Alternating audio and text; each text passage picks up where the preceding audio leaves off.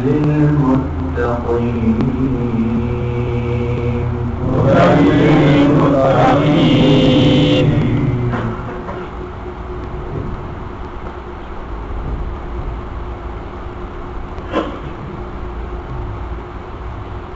الحمد لله وكفى وسلام على عباده الذين اصطفى أعوذ بالله السميع العليم من الشيطان الرجيم بسم الله الرحمن الرحيم کل کے درس تک اللہ کریم کی توفیق سے سورہ الفاتحہ کے حوالے سے امام اور مقتدی دونوں کے اونچی آواز سے آمین کہنے کے حوالے سے کچھ ٹوٹی پھوٹی گزارشات عرض کی گئی. ایک بات شاید مزید عرض کرنا مناسب ہو، اور وہ بات یہ ہے کہ ہمارے بھائی یہ کہتے ہیں کہ آمین دعا ہے،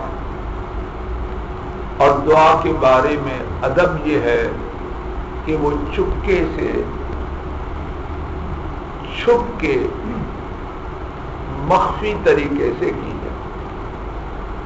اور اس سلسلے میں قرآن کریم کی آیت شریفہ بھی ہے، ادعوا ربکم تضرعا وخفیہ، اپنے رب سے عاجزی سے اور چپکے سے فریاد کرو. ہمارے پاس بھائی یہ کہتے ہیں کہ جب یہ آیت کریمہ آ گئی تو ساری بات ختم، اس لیے چاہیے کہ آمین چپکے ہی سے کہی جائے، اور یہی رب العالمین کا حکم ہے. اس بارے میں مجھے جو باتیں عرض کرنی ہیں ان میں سے پہلی بات، ہمارے جو بھائی یہ فرماتے ہیں ان سے پوچھا جائے کہ حضرت امام اہدنا الصراط المستقیم اونچی آواز سے پڑھتے ہیں یا چپکے سے اور خاموشی سے؟ سب مساجد میں مغرب، عشاء اور فجر میں امام صاحب پہلی اور دوسری رکعت میں اہدنا الصراط المستقیم، آپ جواب دیجیے اونچی آواز سے پڑھتے ہیں یا خوبصورت آواز سے پڑھتے ہیں؟ اور اگر سپیکر کا استعمال ہو تو اس میں پڑھتے ہیں. تو ہمارے بھائیوں، اللہ آپ پر ہم سب پر رحم کرے، سب کو ہدایت دے. تو آپ نے آیت شریفہ پر عمل کیوں نہیں کیا؟ جب حکم عام ہے کہ اللہ سے فریاد کرو عاجزی اور خاموشی سے، اہدنا الصراط المستقیم دعا نہیں، بہت عظیم دعا، اور اس سے پہلے ایاک نستعین وہ بھی دعا. بات بنتی نہیں، بات واضح ہو رہی. اچھا، دوسری بات اس حوالے سے، اللہ کے بندو ادعوا ربکم تضرعا وخفیہ، یہ کن پر نازل ہو؟ نبی کریم صلی اللہ علیہ وسلم پر. وہ اللہ پاک کی نازل کردہ آیات کو سمجھنے والے ہیں کہ نہیں؟ اتنا سمجھنے والے ہیں اتنا نہ کوئی ہے نہ ہو سکتا ہے اللہ کے پاس. کیا وہ آیات الہیہ پر عمل کرنے ہیں کہ نہیں؟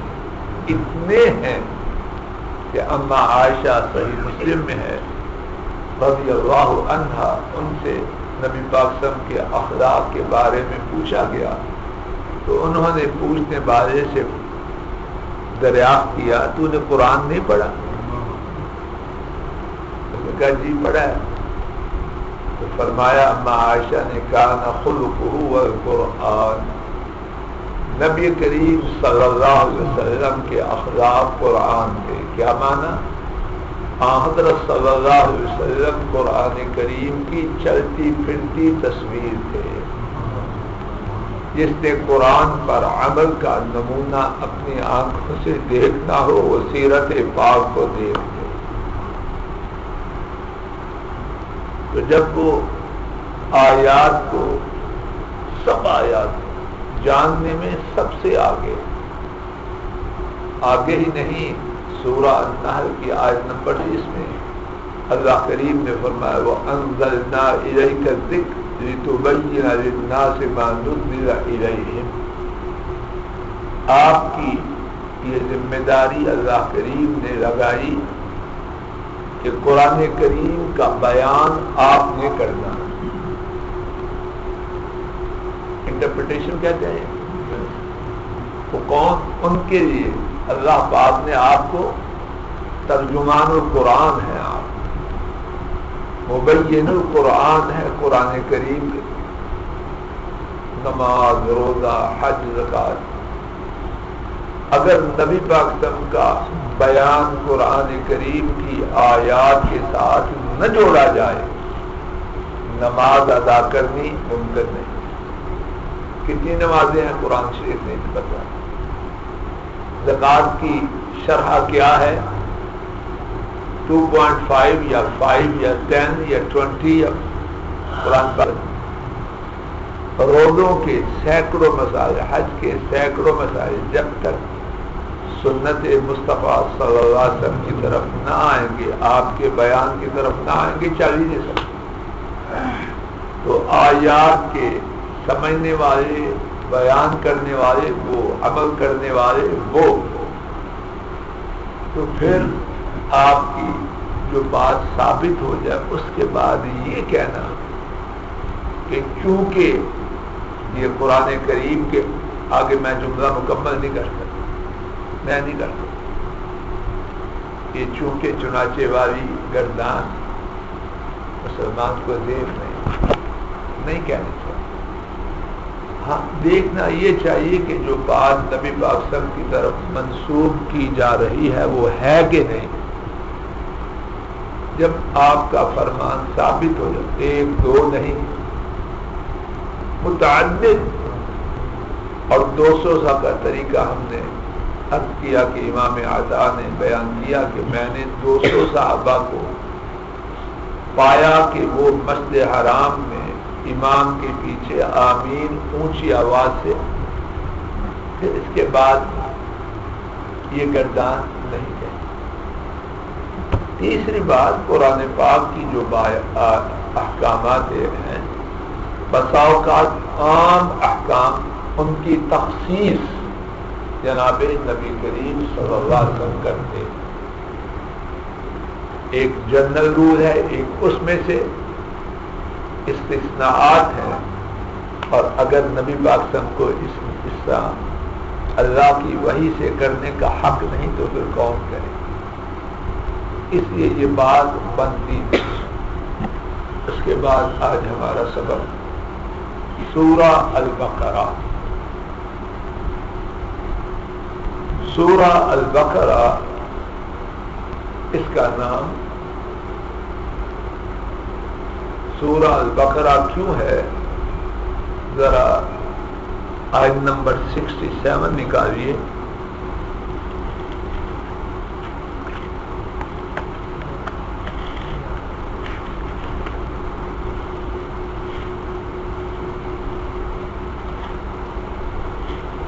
آج نمبر شاید آپ کے پاس 10 یا 11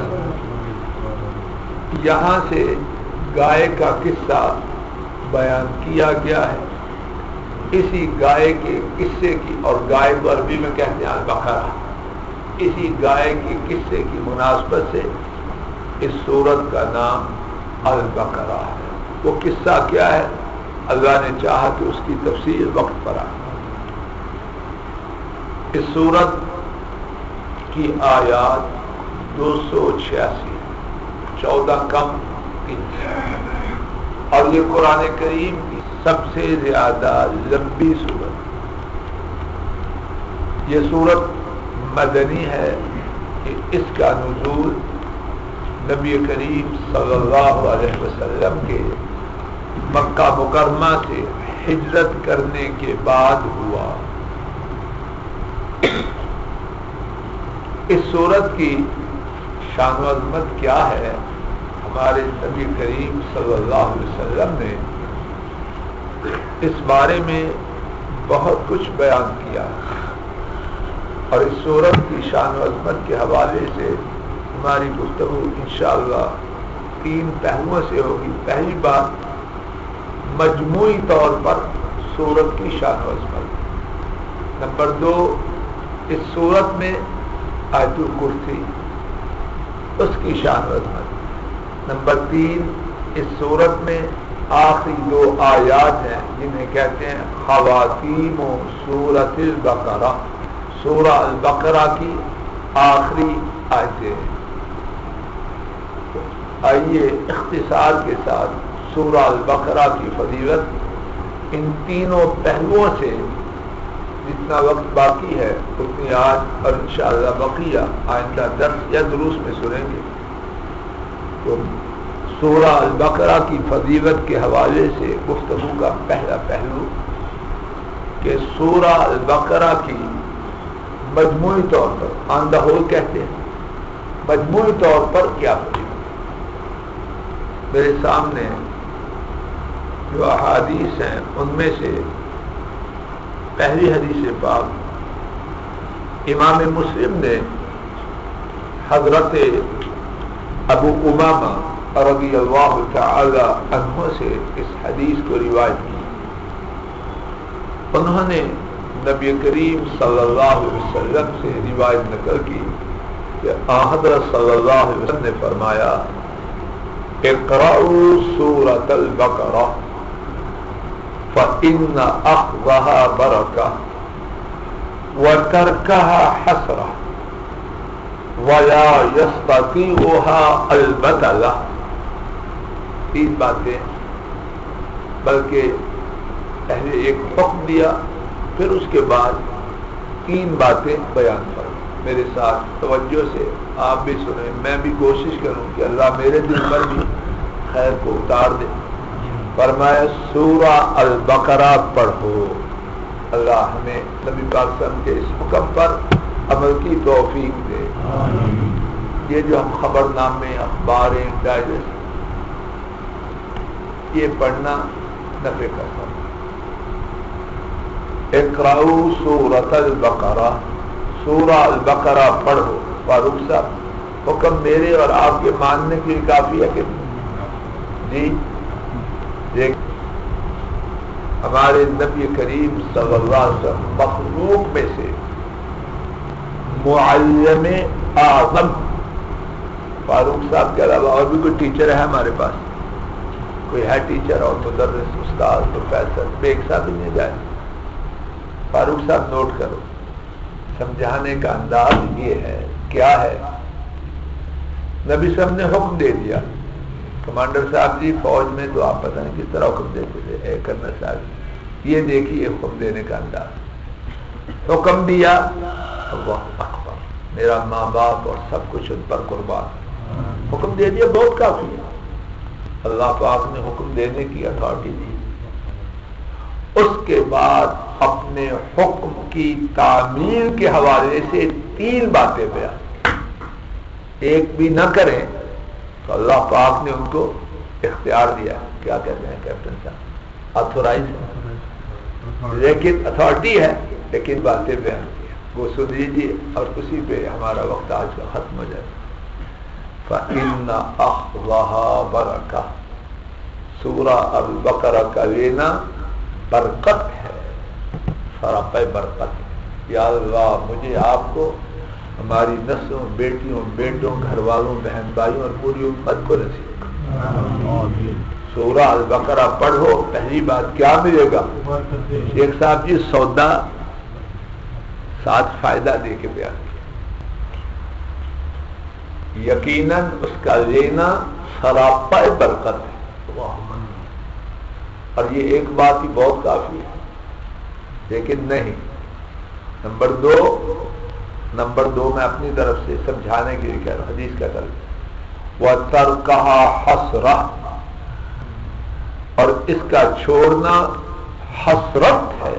اللہ، میں اور آپ اپنے گریبان میں منہ ڈالیں، دیکھیں کہ کتنا عرصہ ہوا ہے سورہ البقرہ پڑھے، اللہ نہ کرے، اللہ نہ کرے۔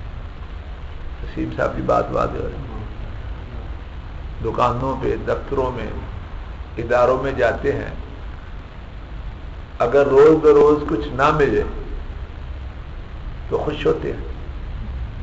کوئی ملازم ہے یا بروکر ہے یا فیکٹری اونر ہے، سوچتا کیا لے کیا، کیوں نہیں ہوتا صاحب ریٹائرمنٹ کے بعد پھر ملازموں کو دیتے ہیں، یہ کچھ نہیں دیتے، نہ دے تو بیگم صاحب بھی نہیں جانے دیں۔ تو میں آپ کیا کر رہے ہیں، جائزہ لیں، گزشتہ 8 دن کا، 15 دن کا، مہینے کا، حسرت والی لائن پہ ہیں یا برکت والی لائن پہ؟ اس سے واضح بات ہو سکتی، کیوں مطلب صاحب؟ اللہ اکبر، یا اللہ برکت والی لائن پہ کرنا، حسرت والی پہ نہ کرنا۔ اور ایسے خوش نصیب ہیں جو ہر روز سورہ البقرہ مکمل اپنے گھروں میں پڑھتے ہیں، ایسے ہیں، اللہ میں بھی شامل کر دیں۔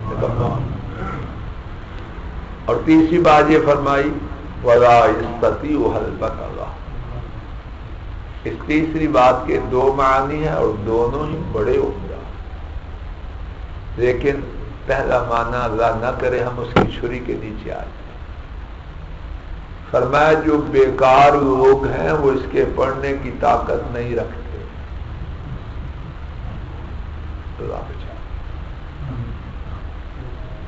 میں آپ اپنا محاسبہ خود کر سکتے ہیں یا کسی سے کچھ لینے کی ضرورت؟ یا اللہ بچاؤ، یا اللہ بچاؤ، یا اللہ اس حالت میں موت نہ آئے کہ یہ حدیث کا ٹکڑا مجھ پر اور آپ پر چسپاں ہو رہا۔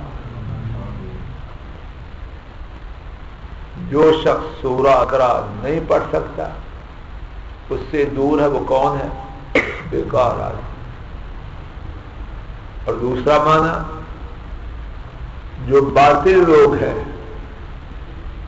وہ سورہ البقرہ کا مقابلہ نہیں کر سکتا، جادوگر وغیرہ شیطانی کارروائیاں کرنے والے، وہ سورہ البقرہ کا جو بندہ اپنے آپ کو سورہ البقرہ سے مستلزم کرتا ہے یا اللہ کر دے، پنجابی میں مت ماری دی تھا، مت ماری، تو ہمارے گھر میں شیطان آ گیا، ہمارے گھر میں یہ ہو گیا، ہمارے گھر میں یہ ہو گیا۔